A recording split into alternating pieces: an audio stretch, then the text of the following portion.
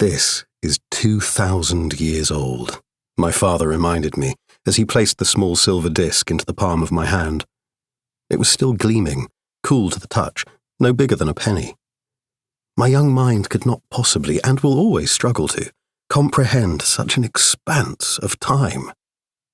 This coin was older than both world wars, older than Shakespeare, had already existed for a millennium when Harold took an arrow in the eye at Hastings. The details were worn, but, peering closely, I could make out letters of an alphabet I understood, encircling the profile of a man whose determined stare seemed to reach far beyond the coin's edge, as if still planning his next move. Grasping the true antiquity of the shimmering metal might have been beyond me, but I was immediately curious about this man whose portrait was forever stamped into its surface. My father soon clarified. That's the Roman Emperor, Trajan. The leader, he went on to explain, who ruled over an empire so vast it stretched all the way from Scotland to Iraq, and this coin, known as a denarius, would buy my bread at each end of it.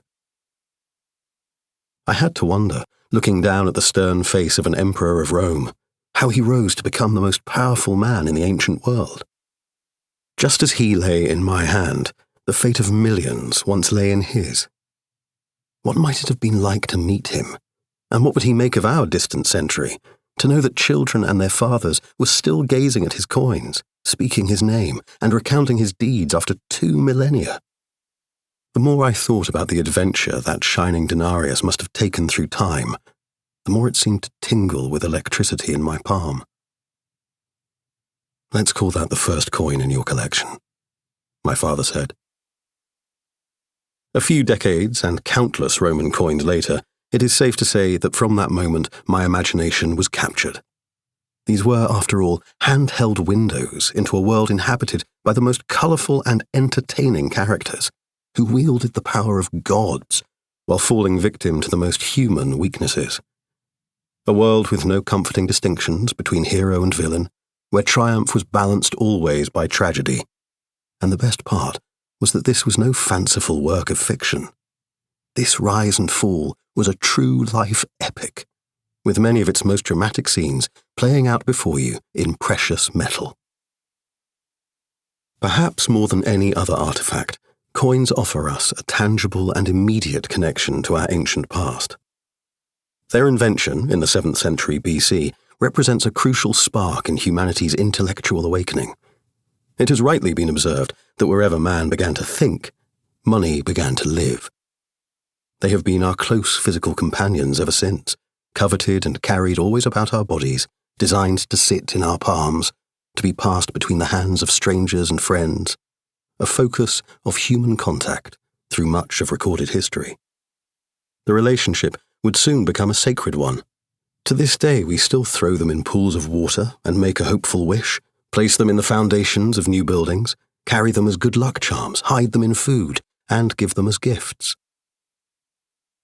First crafted as a convenient and mass-produced means of financial exchange, coins quickly turned into so much more, with the ancients treating the small discs of metal as a canvas on which to showcase the fundamental ideals of their culture.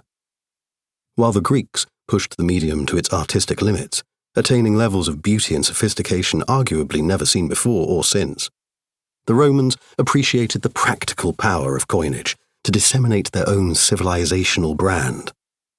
As cultural transmitters, coins promoted the very concept of Romanitas, what it meant to be Roman. Empire would be built as much by their silver and bronze as it would by the iron of the legionary's blade. Struck on an industrial scale under the might of Rome, coins truly became humanity's first mass media. 2,000 years before the printing press, they were efficiently spreading ideas, beliefs, news, and propaganda to the furthest reaches of the known world. Counting your change in the Roman market might also mean seeing the face of your new emperor for the first time. It seems beards are back in fashion again, or learning of the latest military triumph over those trouser-wearing barbarians. You might even get your first glimpse of a new in-vogue god from the East.